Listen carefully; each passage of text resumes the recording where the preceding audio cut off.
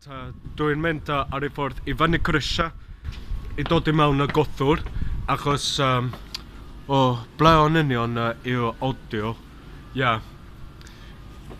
Dwi'n meddwl mae'n ychydig bach yn gynnar i dod i mewn, ond dwi jyst eisiau creu tipyn bach o fideo a wedyn dyma'r y gat ble mae gyda nhw ffenestri, dyma'r y wal ble roedd y milw wedi amddiffyn y lle. Dwi'n meddwl oedd yna siege neu y rhyfel neu brydr rhwng y Fflemiaid a Ffrancwyr.